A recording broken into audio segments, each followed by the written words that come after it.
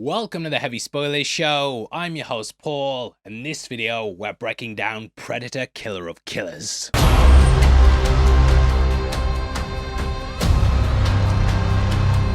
The newest installment of the Predator franchise has arrived in animated form, and some damn fools said it was the best. Me. While I don't think this quite best the original, it's still an incredible film that I would definitely rank quite higher. Built in Unreal Engine 5, it's a gorgeous movie that brings a lot with it. Throughout this video, we're going to be going through it all and discussing some of the Easter eggs and things that we learn. If you enjoy, please hit the thumbs up, and if you want to support the channel, we've just launched our Predator Inspired t-shirt at the merch store below. All helps videos like this get made, and with that out of the way, let's jump into the breakdown.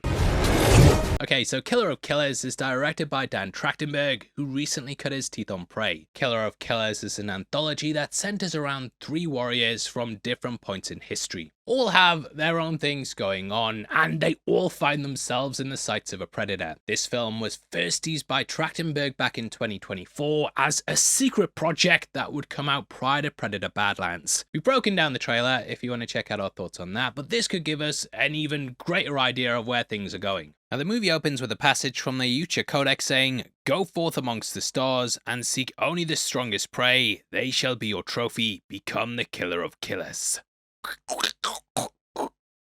The click thing they do. Now, this really reminds me of the moment in Prey where the Predator doesn't kill Naru. She wasn't deemed a threat and therefore not worthy prey. Dan Trachtenberg also cements that this is a core tenet of the Yucha Code. We also see the Predator's trademark scout ship that opened up the first film. It was also in Prey as well, and yeah, it's just nice seeing it brought across here. Anyway, the stories that we go through are the shield, the sword, and the bullet. The first finds us in 841 AD during the Viking Age. When the story title hits, we then see a rune above it. This is called an algiz and is a rune for protection and can also mean M in the Viking alphabet. It's a nice touch as the Predators have a sort of runic alphabet, which is another thing that the species have in common with the Vikings. This story follows a woman named Ursa who leads her clan on a quest for vengeance against the man who killed her father. Ursa seems to be inspired by the tragic heroine of the same name from the Scandinavian legends, such as Beowulf, and her father's killer Zoran is the name of the Norse god of speed. Those never established exactly where in time they took place, but in real life, 841 AD is when the Vikings first established the Kingdom of Dublin. Maybe Ursa and the Predator can grab a couple of pints. Irish jigs, they always bring people together. It's also mentioned how Ursa's father was the Earl of Ladoga. This might be the Staria Ladoga in Russia, which would explain why the killer appears to be either Slavic or Russian, especially with the name Zoran. Back to the film though, as the clan set out to find him, Ursa teaches her son Anders the ways of the Viking and their warrior culture. Throughout the first story, I love how we see how the Vikings parallel the Predators. Both of their motivations center around earning an honorable death, as the Vikings believe this took them to Valhalla. Living dishonestly, such as killing an unarmed man, that's something that would stop you from reaching paradise. Along with the runes being similar, the Predators also follow a strict code of honor, and hunting prey that's not able to defend itself often results in banishment from the tribe. Going against the code will lead to a Yucha being exiled. This leads to them having to win their way back in, and there are theories based off the trailer that this is basically what we're going to explore in Badlands. After a brutal fight to infiltrate Zoran's camp, a Predator decides to join the party and absolutely decimates the Vikings. Now, the Predator featured here seems to be the upgraded Predator, which is similar to the one from the 2018 film. The upgraded Predator uses the DNA of multiple different species to increase its size and strength. Makes it basically an absolute behemoth. It's mean, it's not nice, it never hits a thumbs up. This Predator also comes with some new weapons and uses a rechargeable power gauntlet that releases a massive shockwave. This seems to be a new weapon design for this hulking version of the Predator, as I couldn't really find anything similar in the lore. It does look like it's part of an amputation though, and his disability has then been turned into a weapon. We saw the feral Predator's arm cut off in Prey, as well as the City Predator in Predator 2. There was a Huck Predator in AVP Thicker Than Blood, and I love how they just kind of, work with these amputations, which they probably get a lot of because there's a lot of hunting going on. As always though, yeah, let me know if this weapon was used in some obscure comic or video game that I might have missed. Ursa then faces off against this juiced up creature and is able to defeat it using the environment. A frozen lake evens the odds a bit, and he's able to make it impale itself with a shotgun. Now, while Ursa won the battle against the Predator, it came at the cost of her son's life. R.I.P. Anders. I will remember felt this shows how vengeance only results in more bloodshed and never truly fills the hole left by tragedy. This is also symbolized by the blood face paint that Ursa wears at the beginning of the story. That's washed away during her fight with the Predator, and symbolically, that could also be because her father's killer was finally ended. In the end, she sees the folly against violence, and we'll talk more about that when we get to the tournament and the climax. During this, we also see the Predator rip off a Viking's head, and we see a part of its spine. Naturally, we can't show it because of YouTube censorship, but it's on brand for the killer of killers. They of course take skulls as trophy like we've seen in the franchise, and then polish them up and basically display them like some nice Funko Pops. Ursa then returns, and we see her with an electronic collar around her neck being held prisoner. We're going to be going into that all more in just a bit, but firstly, just a quick word from our sponsors. This video is sponsored by freecash.com. In case you don't know, it's a way that you can earn money by playing games on your phone. Whether you're on a bus, a passenger somewhere, or just sitting about on a break, this can add a little bit of extra money for the things that you like to do. Free Cash has a 4.7 rating on Trustpilot, and you can get started within minutes. All you have to do is sign up, choose a game, and enable app tracking so Free Cash can reward you on your progress. I started the other day and clicked on Solitaire Clash, scanned the QR code, and then downloaded the game and started playing. It's really straightforward. I killed some time, and then when getting back to Free Cash, I had £8 in my balance. That let me open the reward streak and bonuses, where I got a little extra bit on top of it. Once you've hit your threshold, you can withdraw money into your PayPal account or even turn it into an Amazon gift card. If you want to make money by playing games in your spare time, then click my link in the description or scan my QR code and you'll get a $5 bonus on the first offer that you start. Depending on your country, your interface might look slightly different, but the functionality should be exactly the same. So click my link in the description or scan the QR code on screen right now and you'll get a $5 bonus on your first offer. Thank you again to freecash.com for sponsoring the video. Now let's get into the rest of the breakdown. That then takes us to the sword. Following on from the runes, the title sequence has the word sword written in kanji above it. We're then taken to Japan in 1609, where two young warriors train to earn their place as a student of a samurai master. It's even possible that this master and his students may be inspired by the first shogun in the Edo period. That was Tokugawa Ieyasu. He invaded the Raikuki kingdom in 1609 and was an extremely notable warrior. Also, I'm not being disrespectful, I'm genuinely an idiot. It looks worse on me. Either way though, it makes sense that predators would seek out that kind of man. The two boys may also be inspired by his senior advisor and deputy commander. Those were Kabayama Hisataka and reconnaissance force leader Hirata Masume, who led the attack. During their fight, one of the boys puts down his sword and he refuses to fight the other. However, the other boy takes the opportunity and attacks him while his guard's down, which earns him his spot. One thing to note here is to begin the battle, their master uses his sword to create a small split in the banister overlooking the castle, which will come into play later. The kid then runs off like a loser to go and watch Screen Crush, and we fast forwarded 20 years later. During that time, the boy who chose to attack his friend took his master's place as a samurai, while the other became a ninja consumed with getting revenge. After years of training, the ninja warrior infiltrates the samurai castle, and the two face off again to determine who truly is the better warrior. The animation is stunning, while the ninja tries to stop the alarm from being sounded, and I think it's some of the best animation that I've seen in the West for a while. I don't watch like Lilo and Stitch and stuff or Pixar much recently, so I'm not sure where that's at, but yeah, just going into this, fantastic. What this does though is continue the theme of honor from Yrsa. Ninjas were traditionally seen as less honorable than samurai who had a strict code like the Ucha. Even in stuff like the Kabuki theater, they were seen as the dishonorable counterpart to the samurai. So the boy who refused to fight, which was actually seen as being honorable when you look back, he kind of went on a path of dishonor. As they fight, a predator uses its camouflage to observe them and learn who's the greater warrior. This is done through the heat vision mode that we often see in the franchise. The ninja then ends up winning the fight, and the samurai seemingly falls to his death after the banister holding him breaks from where his master split it. That's what we call foreshadowing, kids. The Predator then attacks the ninja as his victory proved him a worthy opponent. The Predator featured here seems to bear resemblance from the feral predator from 2022's Prey, and hell, it might even be an ancestor. Prey is set in 1719 and not too far away from the events of this short. Now the feral predator is a subspecies of predators that developed different characteristics than the classic jungle hunter predators. This is due to them coming from a desert region of their home planet, and one of their key characteristics is that they have a thicker brow, flattened face and larger lower mandibles. However, the design could also be that of a super predator, which were featured in 2010's Predator. Similar to the feral predator, super predators are larger in size and also possess larger mandibles due to having a longer face. The hunter also comes with a new weapon, which is a retractable chain and wrist gauntlet. This chain might even be a reference to a kunai on a chain, which was made famous by the Mortal Kombat character Scorpion. All in all though, this guy's pretty bad news. We can also see the combi stick on the back of the creature, which looks more like the spear of this era. Ursa also used a spear in her story, and it might even be possible they adapted things from that. The combi stick is of course particularly brutal though, as it slices and dices people up. The ninja warrior is barely able to evade the predator, and it chases him across the rooftops before he falls into a small pond beneath the castle. However, the trouble isn't over yet.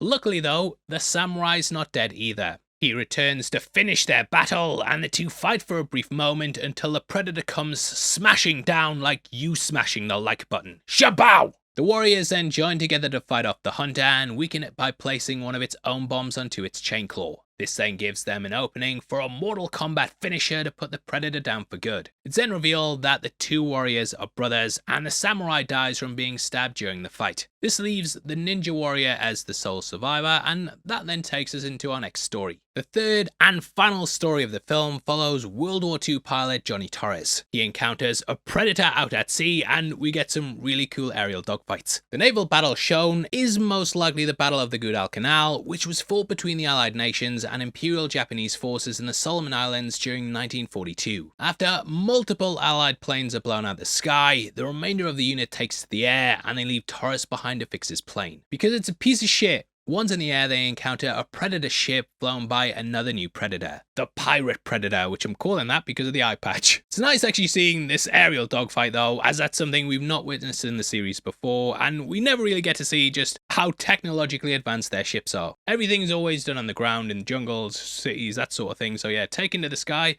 just adds a great new dynamic. Using drones to lock onto the other planes and whip them out the sky with ease, the Predator makes quick work of the naval planes, leaving only Commanding Officer Bandy left in the air. Little Easter egg for you, yeah, the Naval Officer Bandy, he's voiced by Michael Biehn, who played Corporal Hicks in Aliens, as well as Kyle Reese in The Terminator. His role here puts him in the exclusive club of actors alongside Bill Paxton and Lance Henriksen to appear in 3 of the biggest 80s franchises. Those are Aliens, Predator, and Terminator, and yeah, great seeing him here. Working together, Torres and Bandy lure the Predator ship into the upper part of the atmosphere, which disrupts its heat sensors. While the plan works, Bandy decides to sacrifice himself in order to give Torres a chance to escape. Instead though, he's just split into tiny pieces by some crazy laser whip, which does give Torres a small window to work, but not in the way I think he intended. Game over, man, game over! After an intense chase through a small town, which is in the middle of a firefight between the Japanese and the Americans, Torres outsmarts the Predator.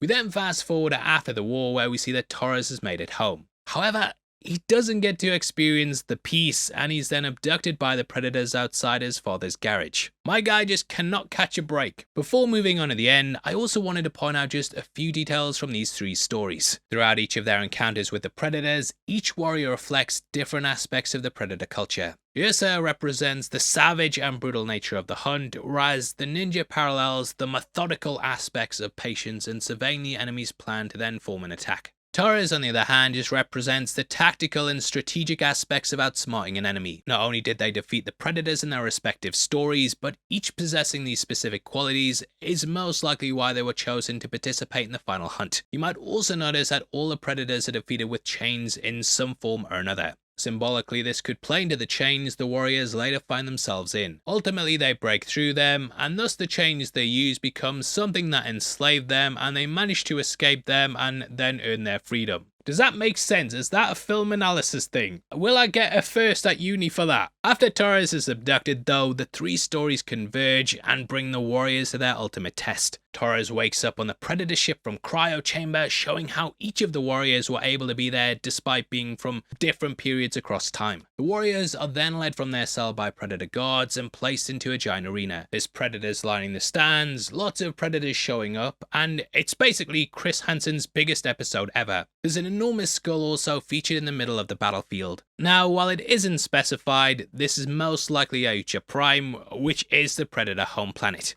We can guess this due to it being based on a binary star system, which can be seen later towards the end of the film. More unlikely, but we need to go through the theories, yeah? This could also be the planet BG-386 from the Alien vs Predator video game. It also actually included an ancient arena used by the Predators, so might be that.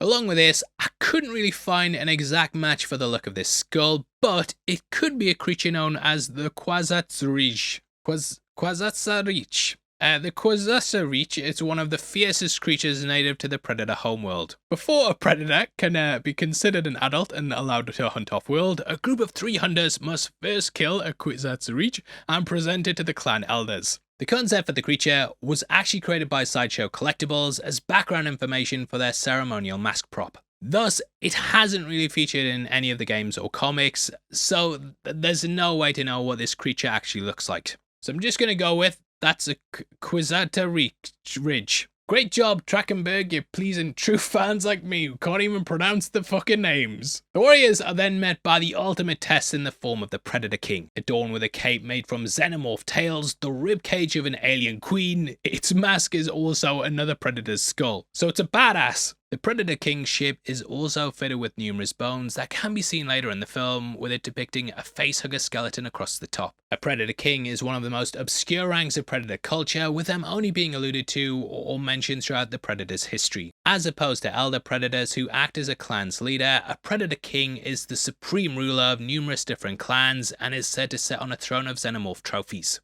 The closest depiction of a Predator King comes from the Rage War novels, where they introduce Kalacta. This is a 1,000-year-old predator who was the leader of their species but never explicitly stated to be king. This is the first instance of a Predator King being shown in action, and it's probably the coolest looking predator we've seen yet. Which I'm having to say because you're probably standing behind me. This also explains why each warrior faced off against a different type of predator in the film, as all of their clans are under the Predator King. The king demands that the warriors prove themselves in a battle to the death against each other, and the last one standing gets the honor of facing him in battle. This is also the first time a predator is shown to speak an actual language as opposed to their usual dialect of clicks and roars. Predators have of course also been known to mimic human speech, with some elders even learning to speak basic English. I don't think they've ever shown them communicating through spoken language. To begin their final test, each warrior is then presented with a weapon of their time, with Ursa getting an axe, the ninja getting a samurai sword, and Torres getting the absolute worst weapon, a flintlock pistol. That's crap, that, mate. Look how wait, what's that date on it? What's that date on? That's a fucking collectible, that. Yes, I'm sure every fan recognizes it, and it might be the most important pistol in Predator history. In terms of film releases, the pistol was first given to Danny Glover in Predator 2 after his victory over the City Hunter. Its origins were then shown in Prey, where Naru uses it in her final battle with the feral predator. She then presented it to her tribe at the end of the film, and this seems to be the next stop on the pistol's journey. Which means that this hunt must take place somewhere between 1942 when Torres was taken and 1997. However, I do wonder if this is in present day, like now, and if it is, it is funny to think the Predators gave him the pistol and they were like, oh, yank, take that back. You got pranked, bro. There's also a long comic story for it originally, which we discussed in our Prey breakdown, but it has since been decanonized. So yeah, not sure how much it's worth bringing it up, but that's in the video if you want to learn more. Okay, anyway, back to this fight. Torres tries to get them to work together as Ursa attacks the samurai, but he refuses to fight. Disappointed with how long the fight is taking, the king releases a Rancor Cthulhu-type monster to make things much more interesting. Torres saves Ursa, which then makes her see him as her son Anders right before he's eaten by the monster. This makes Ursa fully join the fight and then work with the ninja. He kind of doesn't want to just repeat what happened with his brother and thus ends up staying his hand. Working together, the two manage to take it down and Torres survives within its stomach. Torres then finds a predator gauntlet to free their exploding collars and they take the fight to the king. Despite their best efforts though, the Predator King is still able to overpower them until Torres saves them by getting the ship running and blowing the king back. However, the Predator King isn't done yet, and Ursa decides to stay back to give the other two a chance to escape. This brings her quest of vengeance full circle, as she tells them not to avenge her. Torres and the ninja successfully fly the ship away from the arena to make their escape, and we end with the Predator King calling all the clans to hunt them down. Multiple ships go after them, and yeah, even if they make it back to Earth, fuck knows what the ninja's gonna be like, but I hope I've got a new subscriber there. That brings a close of this story though, but the film has more to give us in terms of teasers for the future. We see Ursa's being put back in a cryo sleep as the two Predator guards wheel her capsule through a giant wheelhouse. This is filled with countless other cryo chambers, and it kind of feels like it's paying homage to the ending of Raiders of the Lost Ark. I did wonder if the opening with Torres as well, if that was a nod to Indiana Jones, as it felt very in line with that. Like, it feels like the opening of Crystal Skull, but that's like the worst one, so I don't know if they're acknowledging that. Well, I suppose Dial of Destiny's not that good either, but yeah, just strange to do it. It's called capitalism. It is, of course, owned by Disney, though, so yeah, maybe they're just doing those connections. As they wheel Ursa through the chambers, though, we see a couple of interesting things and some very familiar faces. The first is a freaky-looking alien with huge eyes, 6 limbs, a creepy smile, and yeah, just looks like a nightmare. This alien species is known as the Drukathi, which is a deep cut from Predator lore. The Drukathi are an ancient alien race that used to reside in the Milky Way galaxy, and they used biologically grown technology that rivaled the Predators. They're actually one of the only species that the Predators fear. Now, the Drukathi have actually been mentioned in lots of other Alien and Predator novels. This includes Alien Out of the Shadows, Alien Sea of Sorrows, Predator Incursion, Alien Invasion, and Alien vs Predator Armageddon. There though, they're described as a creature with 4 giant legs and 2 short arms with its head resembling a canine. The Drukathi were also super tight with the xenomorphs and would often breed with them, so they're a natural rival to the Predators. The second chamber we see is a bit harder to make out, but it's definitely a dude. Going off the assumption that these are people or creature who've defeated a Predator in battle, my guess is that it would be Arnold Schwarzenegger's Dutch from that first Predator movie. You son of a bitch.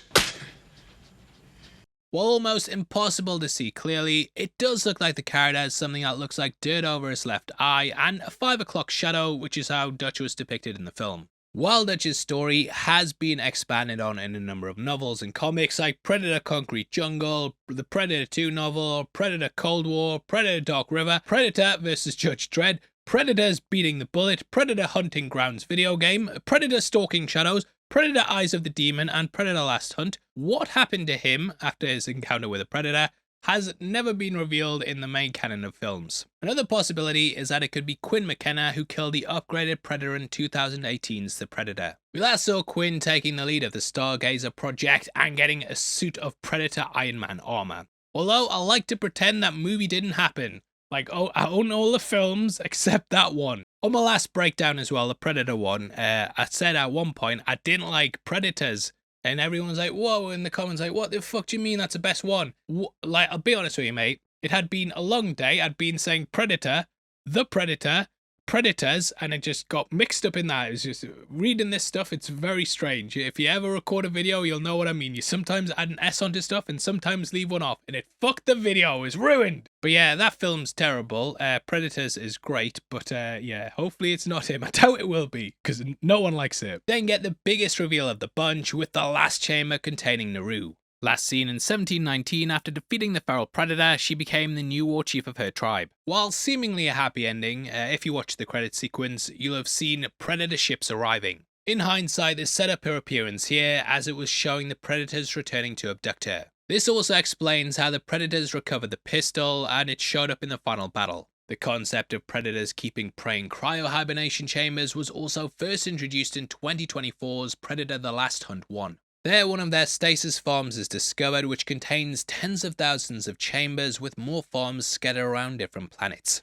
This hasn't really been expanded upon since, but it seems to be making its way into the films. Along with this shown in the scene, it's likely that we may see other characters from the Predator franchise who pop up in future installments. That could be Royce and Isabel from Predators, or maybe Mike Harrigan from Predator 2, though he is too old for this shit.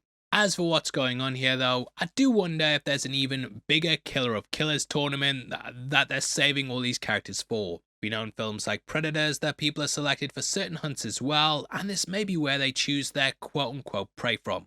Can't wait to see these characters return though, so yeah, I think we might even see these characters used in a sort of Predators sequel, or we might even get Predator Killer of Killers. This brings us to the end of the film though, and it leaves massive implications going forward. As of my thoughts though, Predator Killer of Killers proves that Trachtenberg's the man to bring the franchise in the new era. Like, I watched it and I thought, we might actually be back in peak Predator fandom.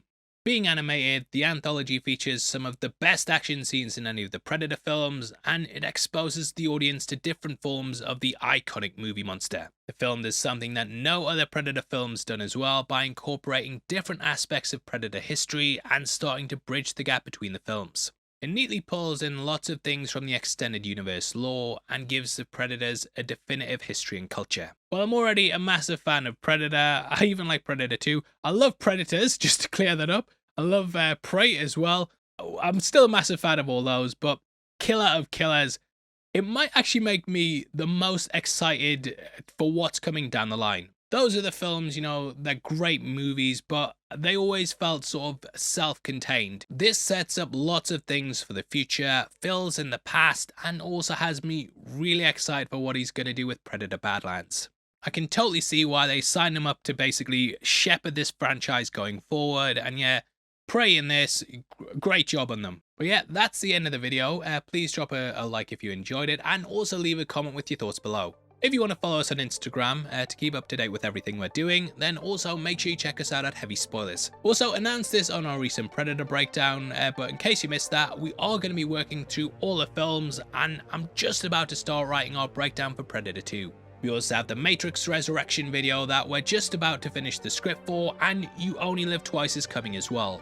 MT is also working on the Star Wars prequels, and yeah, lots of things to look forward to. If you want early access to those videos, then all you have to do is click the join button.